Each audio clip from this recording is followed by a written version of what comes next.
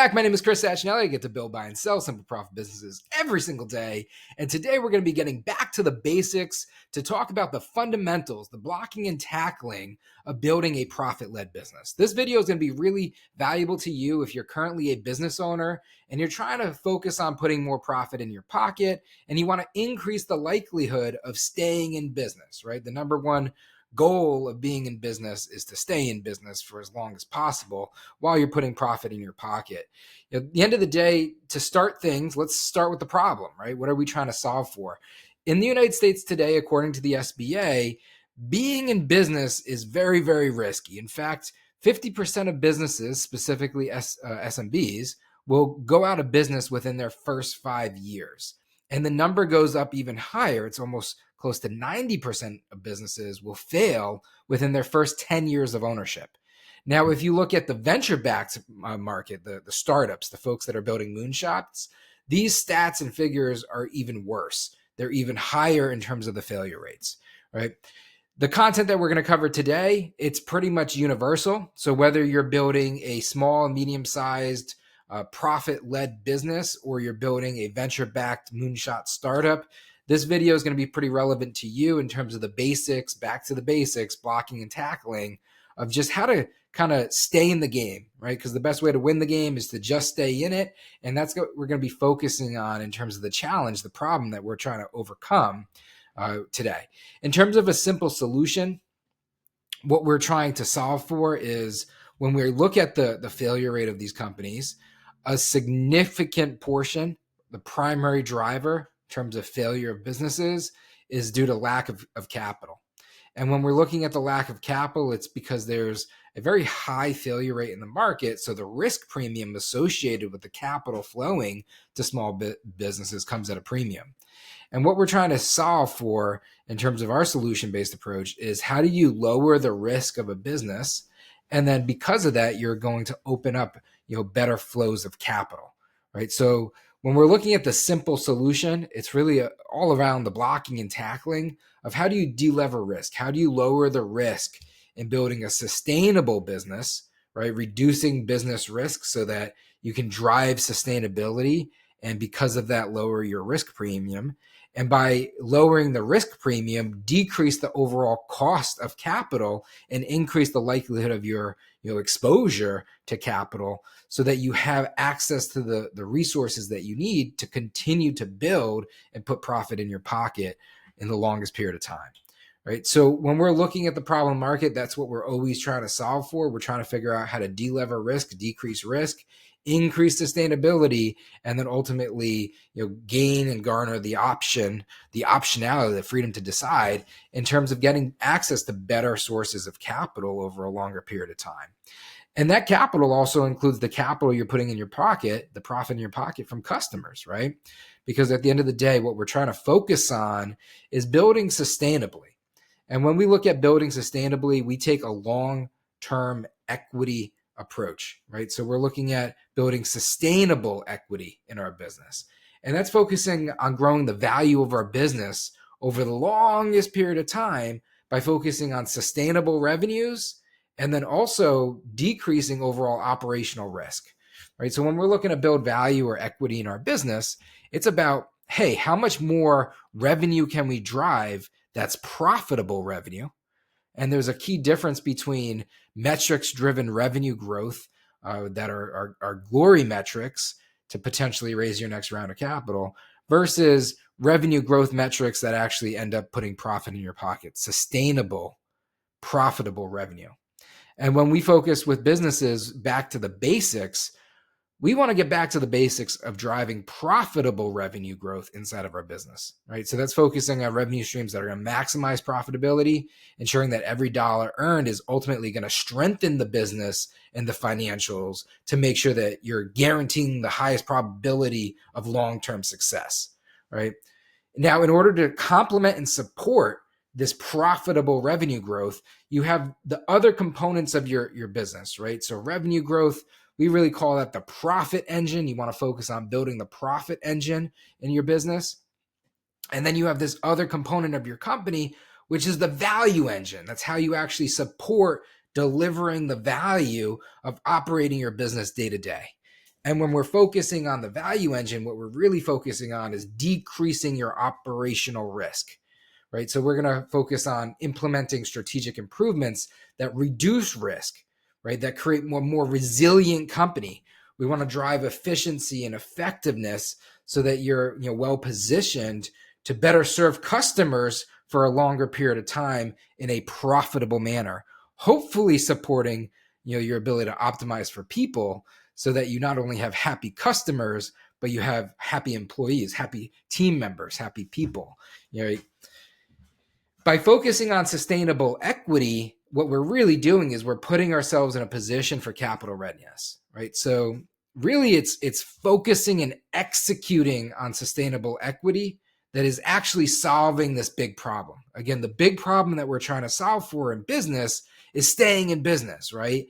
The odds are against us. We want to beat these odds. 50% don't survive the first 5 years. Why?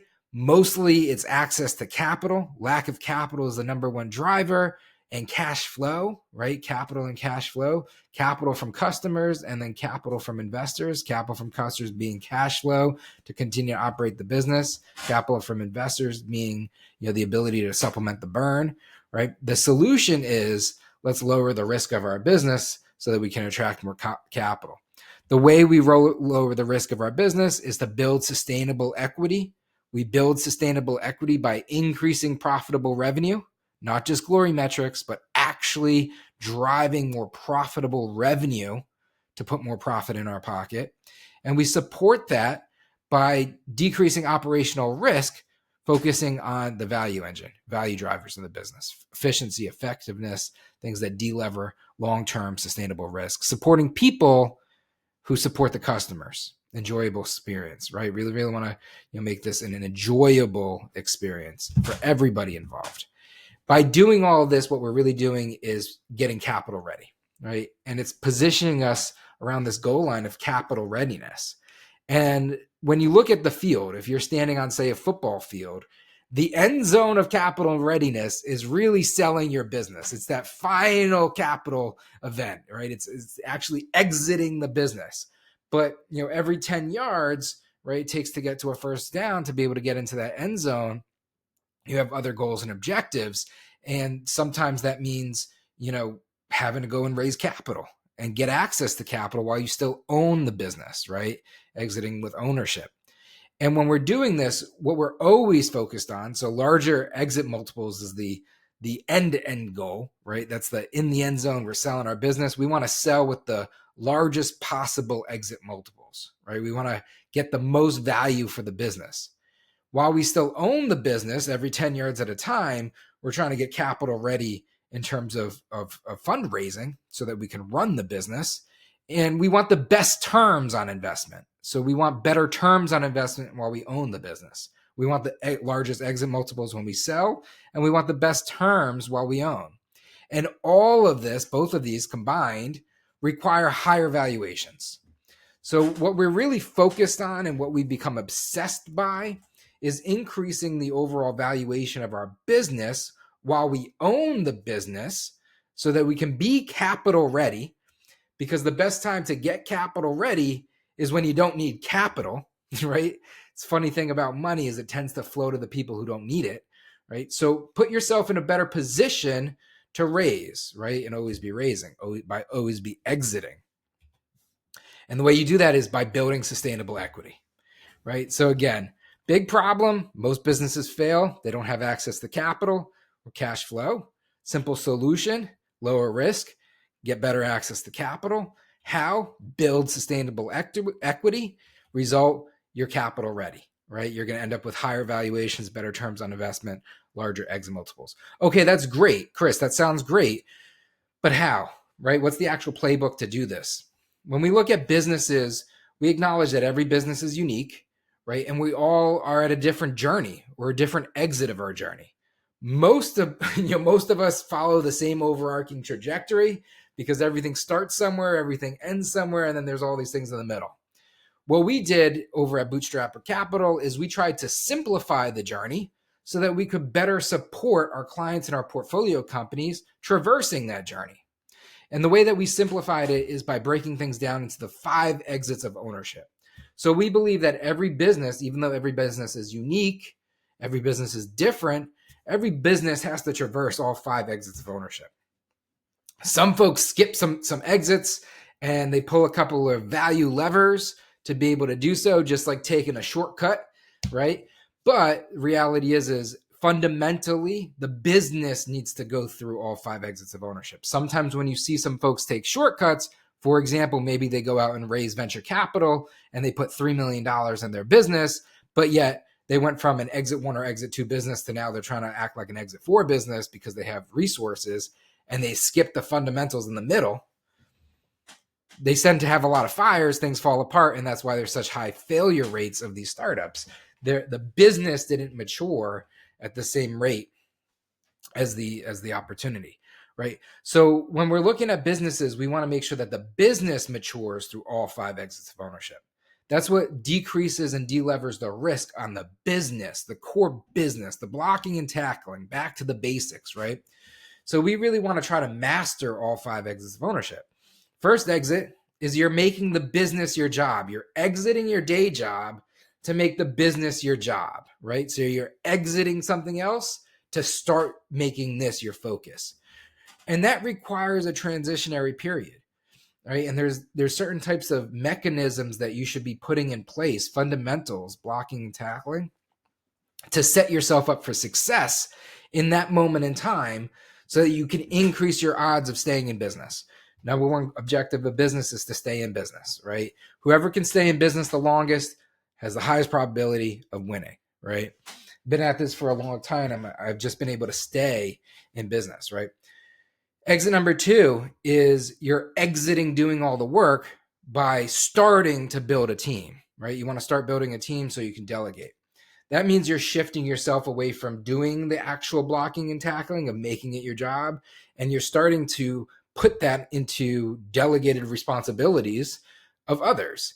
And you need to do so in a profitable way, right? Exit number 2, not many businesses, to be perfectly honest, actually kind of earn their way to exit number 2 profitably. A lot of folks will raise money to get to number 2, and they're doing so by taking shortcuts again. And the business isn't really ready for, people in it.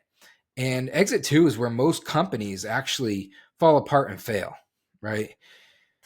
When you're getting people are a point of leverage, but it's also a point of complexity in the business. And if you're not simplifying to make sure that people are successful in producing the right level of output, and if you're not organizing your business around profitability and you don't know the metrics that matter to drive the right level of output, there's a really good chance that you could be taking on more burden, more liability than you can bear, and you end up out of business, right? So our job is to make sure that we understand which exit we're at, and then what is fundamentally required from the business's standpoint to make sure we can get to the next exit successfully. Exit 3 is when you stop managing people and you start building a business system, and you let the business system manage the people, right? Exit number 4 is when you stop running the business system and you start hiring operators to run the business system for you. And exit number 5 is when you actually can step away from active ownership, maybe sell the business, the 5th and final exit, right? Again, each one of these exits have little nuances of what's required. And when we look at the business fundamentally, back to the basics, at every step, at each exit, we analyze the 4 pillars of profit. We believe that every business fundamentally, from a back to basics, foundational fundamentals, every business should have 4 pillars of profit that we're able to focus on. And strategy equals focus. The first pillar of profit is organizing around profit. You got to really know your numbers, right? By knowing your numbers and organizing around profit, you can actually drive profitable decision making. And then the number one goal is to make good, timely decisions. And having the ability to make profitable decisions in a timely manner puts you in the best possible position for success as you're building your business better, right? Now, once you're organized around profit, the next reality of it is, you need something to sell. So then you need to standardize around product. And standardizing around product is really your throughput. It's really putting the basics, the blocking and tackling, in terms of the throughput of your business, right? What value are you delivering to market? Who are you selling to? What is your ideal customer persona? Who are you selling to? What are you selling them? How are you selling them? How are you delivering that value, right? How are you retaining them as a customer, right? So you're looking at the core components of value delivery in the market when you standardize around product. And we force you to try to standardize early and often because it forces you to get focused early and often. And by forcing you to standardize early and often, it also forces you to build a repeatable process early and often, which allows you to perfect that process faster, delivering a more consistent output for both your customers as well as your team members, so that less people get frustrated and people stay happier and your customers are happier because the quality of your product and your output is consistent and the value is there, right? So organize around profit, standardize around product. Then we simplify around process. Simplification around process is actually looking at, how are we standardizing around product and how do we remove friction, right?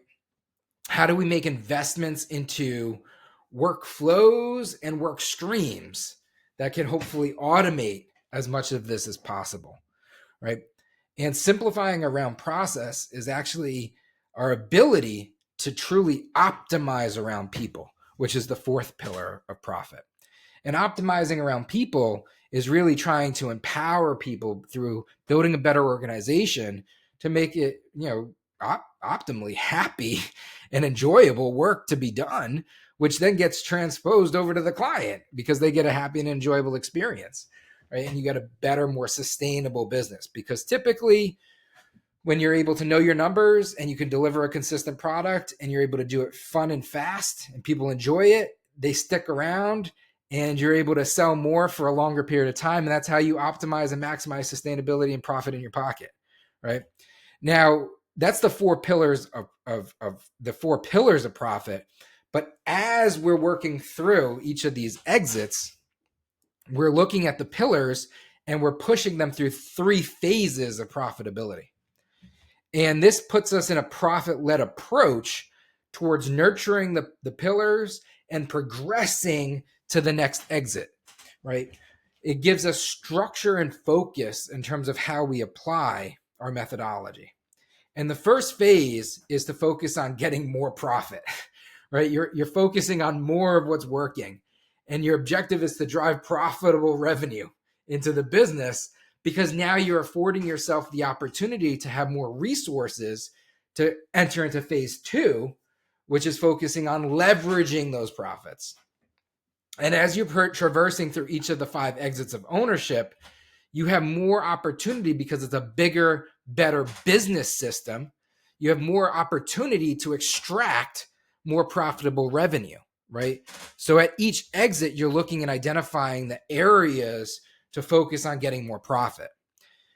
Once you accomplish that, once you've been able to achieve that, you then reinvest. Now you're focusing on leveraging the profit that you've been able to extract, the value creation, and you're reinvesting into enhancements of the business to support the scalable efficiencies of the business, right? So this is the optimization inside of the business.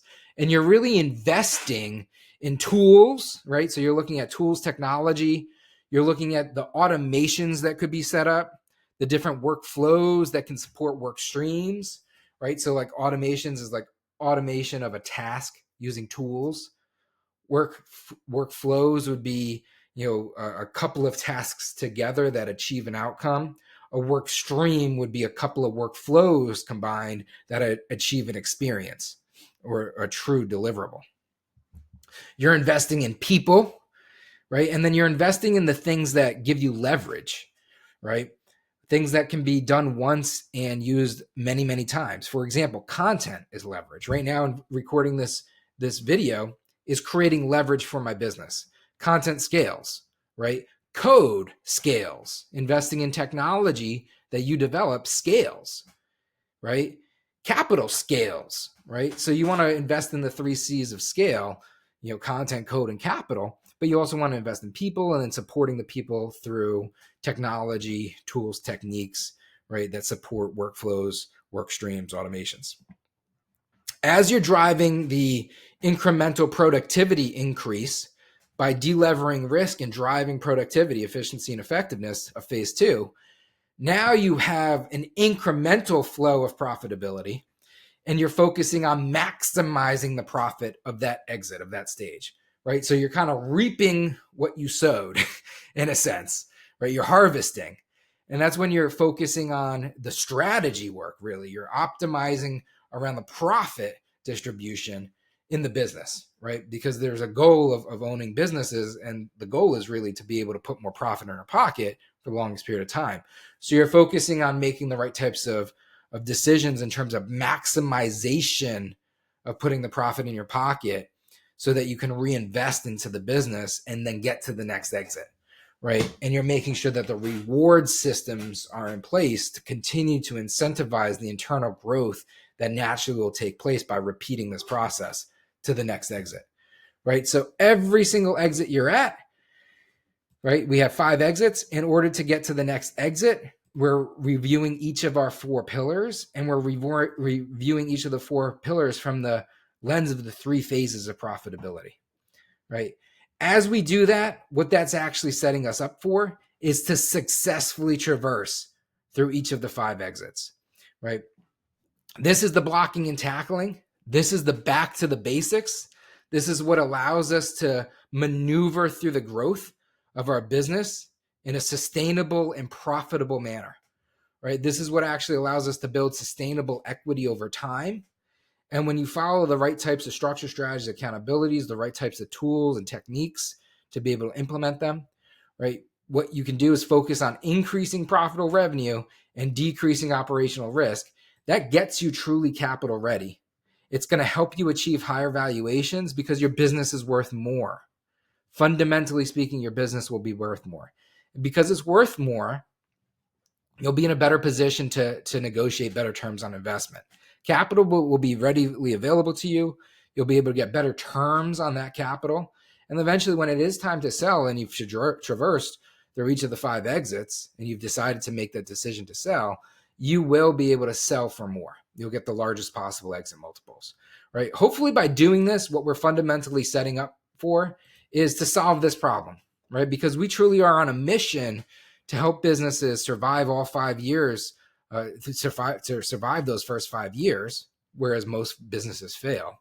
We want to get all businesses to survive, and then not only survive, we want them to thrive, right? Let's go on to thrive by mastering all 5 exits of ownership. If this is something that you're interested in, we do work with businesses that are either profit-led currently or want to be profit-led. And we help you adopt the profit-led pledge, and we help you adopt these fundamental principles of building a better business to put more profit in your pocket so that you could build equity and unlock capital. And we do so over at Bootstrapper Capital, right? So if you're interested, definitely go on over to Bootstrapper Capital. You can go through the process of signing the profit-led pledge. And until next time, trust the process, commit to the journey. We'll see you in the next one.